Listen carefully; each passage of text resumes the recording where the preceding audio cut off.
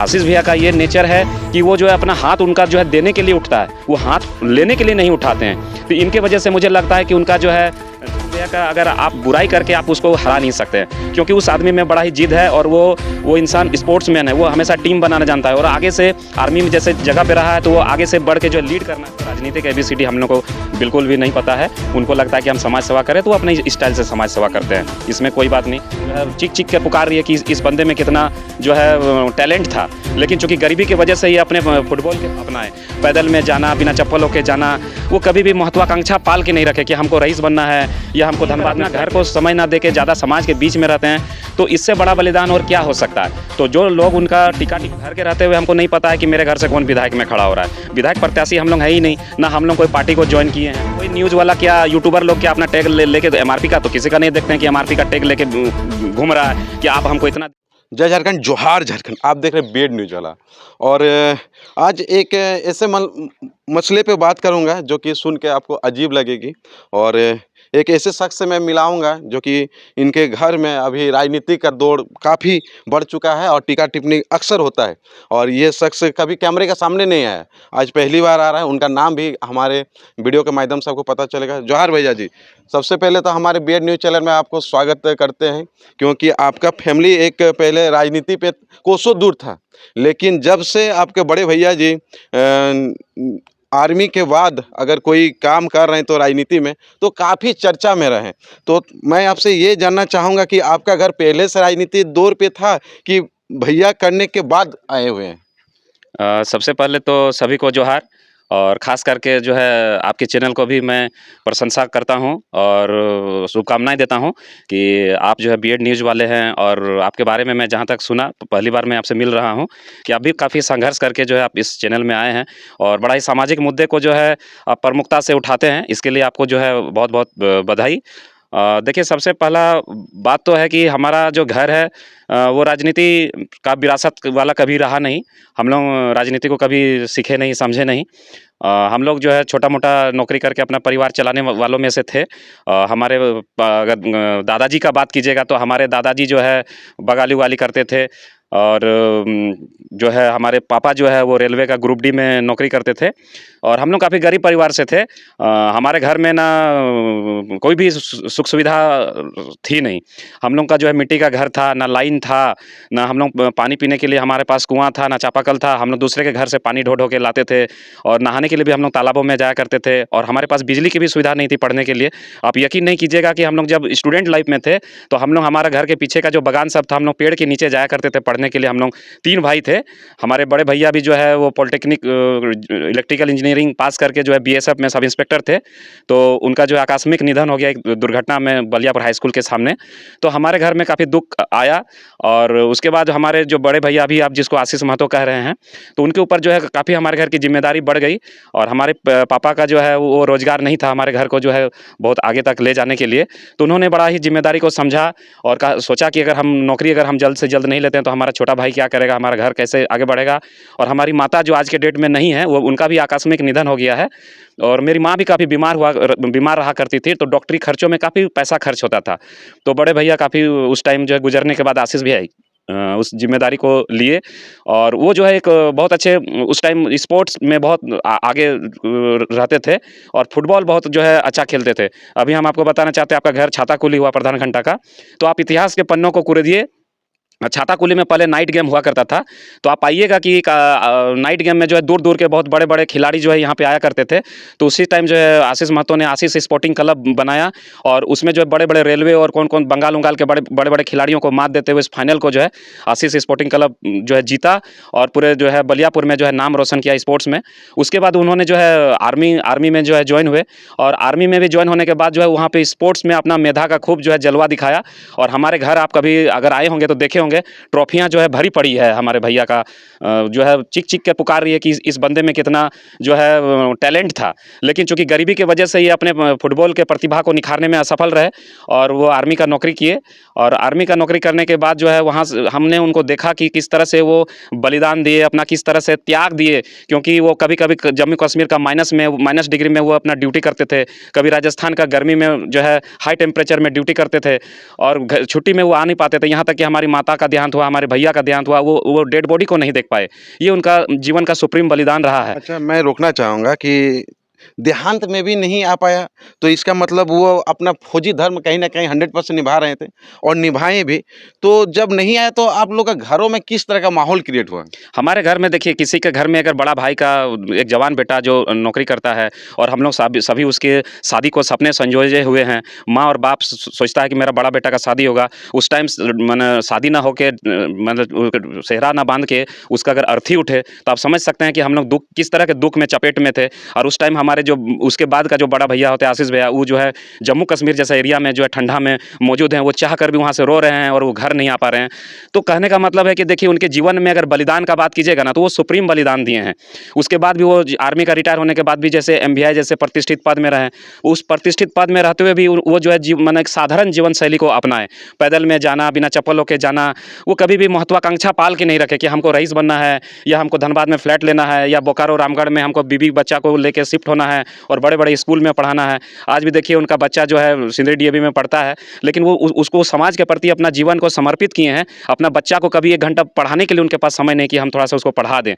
तो देखिए, आज का डेट में अगर वो उभर रहे हैं, लोग उनको जान रहे हैं, तो इसके पीछे का उनका बलिदान है, उनका त्याग है। उनके पास महत्वाकांक्षा नहीं है। आज के डेट में लोग नेता बनने के लिए आते हैं तो महत्वाकांक्षा पाल के आते हैं। वो सोचते हैं कि हम कहाँ से लें। लेकिन मेरा आशीष भैया का ये नेचर है कि वो जो है अपना हाथ उनका जो है देने के लिए उठता है, वो हाथ लेने के लिए नहीं उठाते हैं। तो इनके वजह से मुझे लगता है कि उनका जो है छवि जो है आज एक अच्छा छवि निखर के आ रहा है। तो हमारा कोई राजनीति नहीं है और हम लोग कुछ राजनीति करना नहीं चाहते हैं। बीच में हमारा समाज में बड़ा अच्छा लोग सम्मान करने लगे, तो बोले कि आप लोग जो है इस तरह से मत कीजिए, आप लोग एक इस तरह के लोग जो है राजनीति में है नहीं। तो आप लोग आइए। तो भाभी जो है जिला परिषद में खड़ी हुई, जनता जो है भरपूर सहयोग प्रदान किया। अच्छा, एक चीज़ मैं आपको रोकना चाहूँगा कि जिला परिषद में खड़ी हुई और आप जिस तरह का बताएँ कि मेरा परिवार गरीबी में रहा, आशीष भैया जी जो किए, तो इलेक्शन लड़ने में जो खर्च होती है, क्या उस तरह का खर्च हुआ कि मतलब आप लोग को आशीष भैया के कारण ही उन्हें उस तरह का वोटिंग मिला या बहुत ज़्यादा प्यार मिला? देखिए, आप जो है ना वोट को जो है पैसों से नहीं खरीद सकते हैं, क्योंकि देखिए जिला परिषद में भाभी जिस कैंडिडेट को जो है हराई, वो जो है आज हमारे बीच में नहीं है। उनके प्रति मैं श्रद्धा सुमन अर्पित करता हूँ। हमारे राकेश ग्रोवर जी, वो बहुत ही सामाजिक व्यक्ति थी। कोई भी आदमी अगर उनके घर में जाते थे तो खाली हाथ लौट के नहीं जाते थे। हम लोग भी स्टूडेंट लाइफ में कोई खेल उल करते थे तो उनके पास पहुँचते थे, तो जरूर कुछ ना कुछ आर्थिक रूप से सहयोग करते थे। और उनका फैमिली आर्थिक रूप से बहुत ही सक्षम परिवार रहा है। तो उसके सामने अगर हम लोग पैसे की बात करते हैं तो सूर्य को दिया दिखाने के बराबर है। तो पैसे की राजनीति नहीं हुई है। हमारा जो है मतलब आशीष भैया का नेचर उस तरह से रहा है कि एक बगाल आदमी से मिलते हैं तो वो बड़ा ही इतने इस साधारण तरीके से मिलते हैं कि बगाल को लगता है कि ये मेरा जो है अपना आदमी है। एक किसान से मिलते हैं तो उनको लगता है कि ये मेरा आदमी है, अपना आदमी। एक छात्र से मिलते हैं तो उनको लगता है कि ये मेरा जैसा आदमी है। तो इस वजह से हमको लगता है कि सबको बीच में प्यार उमड़ा और लोगों ने समर्थन दिया, सहयोग दिया और जो है भाभी जीती। लेकिन राजनीति का बात कहा जाए तो हम लोग राजनीति के बारे में कुछ भी नहीं जानता है। और मैं भी देखिए, मैं नौकरी करता हूँ, राजनीति के बारे में तो मैं जानता नहीं हूँ। अच्छा, आप किस चीज़ में जॉब करते हैं, थोड़ा हमारे व्यूअर्स को बता दीजिए। काहे कि एक भाई आर्मी में थे, वो नहीं रहे और एक भाई आर्मी में है, तो आप किस में हैं? मैं जो है तोपचाची ब्लॉक में जो है जॉब करता हूँ और मेरी पत्नी भी जो है रेलवे में जॉब करती है। हम लोग दोनों हस्बैंड वाइफ वर्किंग हैं और हम लोग नौकरी करने वाले ही हैं। मेरे पापा जो है रेलवे के पेंशनर हैं।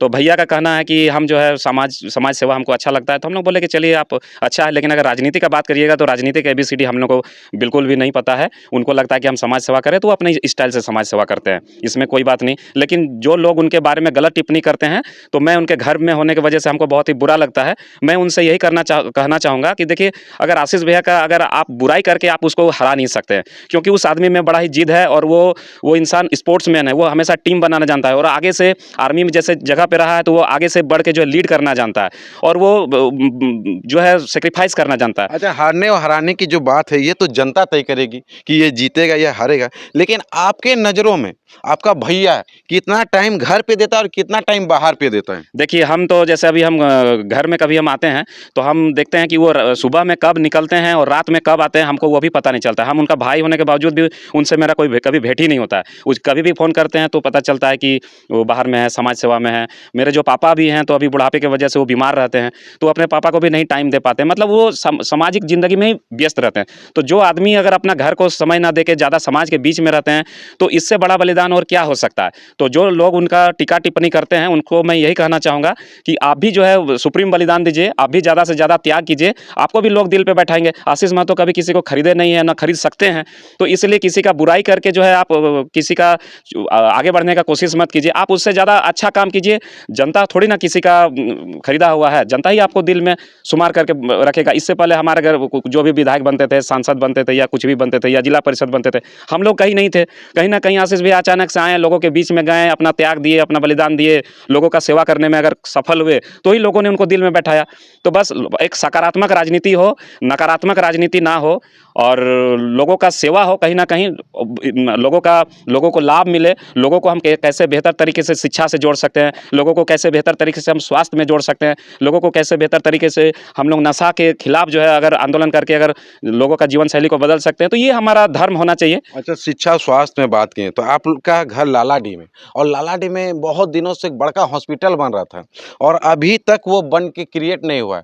और आपका उस दौरान अब आप राजनीति में भी आपका परिवार आ गया है, जैसे कि फैमिली बोला जाए, आपका भैया जी, भाभी, तो कहीं न कहीं आप कभी बोले हैं कि वो खुलना चाहिए, इनके बारे में सोचना चाहिए, ऐसा कभी आप अपने स्तर से कभी बोले हैं? देखिए, लालाडी में अगर हॉस्पिटल खुलेगा तो सबसे पहला तो लालाडी वासियों के लिए ये गर्व का बात है और हम लालाडी वासी हैं तो हम भी चाहेंगे कि हमारे नज़दीक में जो हॉस्पिटल है, आज अगर हमारे पापा अगर बीमार होते हैं तो हमको धनबाद लेके जाना पड़ता है। ₹500 का गाड़ी में तेल जलता है, तो और गरीब आदमी तो ₹500 नहीं ला पाएगा, डॉक्टर का फ़ी जो है उसका गाड़ी का तेले में चला जाता है। तो अगर लालाडी में हॉस्पिटल खुलेगा तो ये बड़ा गर्व की बात है बलियापुर के लिए, लालाडी के लिए। लेकिन मैंने भी घर में कहा, भाभी से कहा कि आप जब भी जो है जिला परिषद का बोर्ड बैठक में आप उपस्थित होते हैं, तो इस सब मुद्दे को प्रमुखता से रखिए और आशीष भैया को भी बोले कि आप अब मान लीजिए राजनीति करते हैं या बड़े-बड़े नेताओं से अगर आपका बैठना-उठना कभी अगर हो ऐसा, तो आप इस सब चीज़ों को मुद्दे पे लाइए और वो लोग रखते भी हैं, वो लोग भी बोलते भी काफ़ी चिंतित भी होते हैं और प्रयास तो करते हैं लेकिन अभी तक खुल नहीं पाया है, दुखद बात है। लेकिन हम सबों के साथ प्रयास के साथ अगर ये खुलता है, तो हमारे लिए बड़ा ही गर्व की बात है। बड़ा अच्छा बात बोला। और मान लीजिए जैसे कि अभी चुनाव आने वाला है 2024, और एक चीज़ अक्सर सुनने के लिए मिलता है, भावी विधायक, भावी विधायक। अगर मान लीजिए वो भावी विधायक, मान लीजिए कि वो सपोज़ दैट कि विधायक नहीं बने, और तो क्या लगता है आपको कि वो समाज में जिस तरह अभी निछावर है उसी तरह का रहेगा या कट जाएगा? आपको क्या लगता है? क्योंकि आप उनका भाई है और आप ज़्यादा उनको जानते हैं कि ना कि हम लोग अधिक जानेंगे। इसलिए मैं पूछना ये चाहता हूँ कि मान लीजिए कि वो सपोज़ दैट उसमें उत्तीर्ण नहीं हो पाए, तो क्या समय से कट जाएँगे या समाज में उसी धार में चलता रहेगा? देखिए, हम पहले ही आपको बताया कि आशीष भैया एक ऐसे शख्सियत हैं, जिन्होंने बलिदान देना सीखा है। वो कोई महत्वाकांक्षा पाल के नहीं रखे हैं। लोग बोलते हैं भावी विधायक, भावी विधायक। हम तो घर के रहते हुए हमको नहीं पता है कि मेरे घर से कौन विधायक में खड़ा हो रहा है। विधायक प्रत्याशी हम लोग हैं ही नहीं, ना हम लोग कोई पार्टी को जॉइन किए हैं। राजनीति का नहीं, कोई पार्टी पार्टी की बात हो रही तो मैं एक चीज़ आपको बता रहा हूँ कि एक पार्टी जॉइन कर चुका है जिसका नाम है JBK-SS, जो कि अभी एक उभरता चेहरा जयराम महतो का पार्टी में अक्सर देखा जाता है और केंद्रीय सदस्य भी है। तो कहीं न कहीं लोगों को आस लगा है, कुछ तो देखिए, बिना धुआँ उठे आग लगती नहीं है और धुआँ अगर उठ रही तो आग लगेगी। तो इसी बीच आपको एक चीज़ मैं बताना चाहता हूँ कि ज़रूर कहीं न कहीं थोड़ा-सा भी होगी बात तो ही लोग भावी विधायक कह रहे हैं। तो क्या लगता है कि वो मान लीजिए नहीं उत्तीर्ण होते हैं तो क्या वो धारा के साथ चलेगा या धारा से कट जाएगी? देखिए आपको बता दें कि मान लीजिए हम भी सुने हैं, हम तो उतना मेरे पास प्रूफ नहीं है। वो बोलते हैं कि JBK-SS एक पार्टी बनी है, उसमें जॉइन किए हैं। तो सुप्रीमो मान लीजिए टाइगर जयराम महतो है, अब वो डिसाइड करेंगे कि किसको देंगे, नहीं देंगे। लेकिन हम तो राजनीति के बारे में हमको पता नहीं, हम अपना भैया को जानते हैं। तो भैया के बारे में हमको ये पता है कि देखिए, किसी का नेचर और सिग्नेचर कभी बदलता नहीं है। तो उस इंसान को अभी मान लीजिए उनका 45 साल का उम्र का आदमी है, मैंने उसको बचपन से देखा है, वो हमेशा त्याग दिए हैं। तो मुझे लगता है कि उसका नेचर है लोगों के बीच में रहना, लोगों का सेवा करना, और ये पद और प्रतिष्ठा उनके जीवन में मायने नहीं रखता है, क्योंकि वो जिस तरह के पद और प्रतिष्ठा के ऊपर तक गए हैं और उसको छोड़ के जो है वो अभी डाउन द अर्थ में हैं, तो उनके लिए पद और प्रतिष्ठा हमको नहीं लगता है कोई मायने रखेगा। और जिस तरह से उनका नेचर रहा है कि समाज के बीच में जाना, लोगों को तकलीफ में साथ होना, शरीक होना, तो मुझे लगता है वो उनका हमेशा रहेगा और जब तक उनकी सांसें रहेगी तब तक वो लोगों के बीच में ही रहेंगे और लोगों का सेवा करते रहेंगे। और अगर वो ऐसा करते हैं तो मेरी भी शुभकामनाएं उनके साथ रहेगी और मेरा भी सपोर्ट उनके साथ रहेगा कि आपको जो भी जीवन में अच्छा लगे आप करिए। लोगों का अगर दुख बांटते हैं तो इससे बड़ा कोई धर्म नहीं हो सकता है और मुझे अपने भैया पर काफ़ी गर्व महसूस होता है और गौरवान्वित महसूस करता हूँ। बड़ा अच्छा बात बोले कि आप अपना भाई पे गर्व करते हैं और गर्व होना भी चाहिए एक भाई, क्योंकि वो पापा जैसा आप लोग को उस लायक बनाए और अभी उनके कारण एक अच्छी चेहरा का मतलब उजाला की भांति चमक रहे हैं, तो होना भी चाहिए। लेकिन और एक चीज़ मैं पूछना चाहूँगा कि ये राजनीति जो दौर चल रहा है सिंदरी विधानसभा क्षेत्र, ये काफ़ी रेड जोन बोला जाता है और यहाँ काफ़ी एक दूसरे का टीका टिप्पणी होता है, एक दूसरे को टारगेट लिया जाता है। ये जो होती है ये होना चाहिए। कभी-कभी पत्रकार को भी बोला जाता है ये उससे बिका हुआ है, उससे खरीदा हुआ है। क्या इस पे आप क्या बोलना चाहेंगे? देखिए, इसमें हम तो यही बोलना चाहते हैं कि मैं भी बहुत दिनों से देख रहा हूँ। अभी जो है कुछ दिनों से जो है काफ़ी जो है सोशल मीडिया के जितने भी कर्णधार लोग हैं जो न्यूज़ को चलाते हैं, और मुझे लगता है कि जैसे आप बीएड न्यूज़ वाला, आपको आपके बारे में मैं जितना जानता हूँ कि आप भी काफ़ी संघर्षों के आँच में तप कर जो है आप इस जगह पे आए। आप बीएड किए, आप डबल पीजी किए। कहीं न कहीं सरकार की पॉलिसी का आप मार हैं। आपको जो है आप भी सपना देखे होंगे नौकरी करने के लिए, लेकिन आपको उस तरह का रोज़गार नहीं मिला और आप सोशल मीडिया की ओर रुख किए और अपना पहचान खुद बना रहे हैं। तो इस तरह के बहुत सारे यूट्यूबर्स को मैं जब देखता हूँ, जो गरीब घर के बच्चे हैं, जिनको कोई सपोर्ट नहीं मिला है, जिनको अच्छा से बोलना नहीं आता, जिनको अच्छा से लिखना नहीं आता है, लेकिन वो जिस प्रयास के साथ, जिस मनोबल के साथ, जिस इच्छा शक्ति के साथ वो लोगों का बाइट ले रहे हैं, जिस संघर्ष के साथ उसका गाड़ी में तेल नहीं है भरने के लिए, लेकिन फिर भी जो है बेचारा जा रहे हैं किसी तरह ट्रेन में पकड़ के और एक बात एक लोगों का बाइट ले रहे हैं। ये बड़ा मुझे अच्छा लगता है और मन आह्लादित होता है कि अब जो है हमारे समाज के लोग जो है आगे बढ़ने की जो चेतना जागी और आगे बढ़ रहे हैं। ये बड़ा ही मुझे क्रांतिकारी डिसीजन लग रहा है और लोगों को मैं शुभकामनाएं देता हूं कि ये आप लोग आगे बढ़िए और हम लोगों से जितना सपोर्ट हो सकता है हम लोग से सपोर्ट लीजिए और आप लोग आगे बढ़िए। बड़ा अच्छा बात बोले, लेकिन एक बात आपने बोला ना पेट्रोल का बात, तो मैं बताना चाहता हूँ अपना व्यूअर्स को कि एक बार मैं जा रहा था बलियापुर, तो बलियापुर सिंदरी अचानक कॉल आया और उसी बीच जानते गुड़ीटार मोड़ में मेरा तेल खत्म हो गया अचानक से। और मैं क्या करता क्या नहीं करता, फिर थोड़ा दूर आगे है पेट्रोल पंप, वहाँ जाके मुझे भरवाना पड़ा। तो ये हम लोग के साथ होता है और आप अगर हम लोग की समस्या समझ रहे हैं तो ये चीज़ मैं बड़ा अच्छा लगा कि आप में भी एक सकारात्मक सोच है। लेकिन लोग जो कहते हैं कि बिक गया, क्या लोग बिकते हैं या बिकते हुए देखे हैं? नहीं, नहीं, मैंने तो भाई लोगों को बिकते हुए नहीं देखा है। लोग लोग कैसे आप बिकेंगे भाई? आप जैसे मान लीजिए लोग बोलेंगे कि कोई न्यूज़ वाला जो है बिक गया। क्या न्यूज़ न्यूज़ वाला जो है अपना शरीर में एमआरपी लेके घूम रहा है क्या? जैसे आप शॉपिंग मॉल में जाते हैं, जैकेट बिकता है, जीन्स बिकता है, तो सबका एमआरपी का टैग लगा हुआ रहता है। तो कोई न्यूज़ वाला क्या यूट्यूबर लोग क्या अपना टैग लेके एमआरपी का तो किसी का नहीं देखते हैं कि एमआरपी का टैग लेके घूम रहा है कि आप हमको इतना दीजिए और खरीद लीजिए। तो ये सब जो है बेकार की बातें हैं, फिजूल की बातें हैं। आप लोगों से कहना चाहूँगा कि आप नौजवान हैं, आप लोगों के कंधे पे जो है समाज को बदलने की ताकत है। आप इस सब बातों पे ध्यान नहीं दें और आप लोग जिस कारवां को बढ़ा रहे हैं वो कारवां बड़ा ही सकारात्मक है। समाज को इसी तरीके से बदला जाता है। आप इस सब फजूल की बातों को ध्यान ना दें और आगे बढ़े। और मैं कहूँगा कि एक समय ऐसा आएगा कि आपको लोग सलाम करते हुए नजर आएंगे।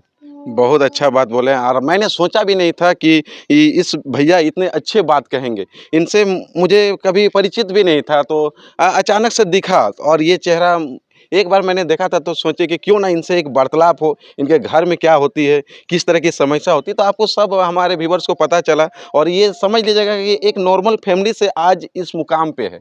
तो कहीं न कहीं जो संघर्ष करेगा तो उसको मुकाम हासिल होगी। तो हमारे बीएड न्यूज़ चैनल में बने रहिएगा, इसी तरह तरोताज़ा खबरों के साथ मैं रूबरू कराता रहूँगा। धन्यवाद, जोहार, वंदे मातरम।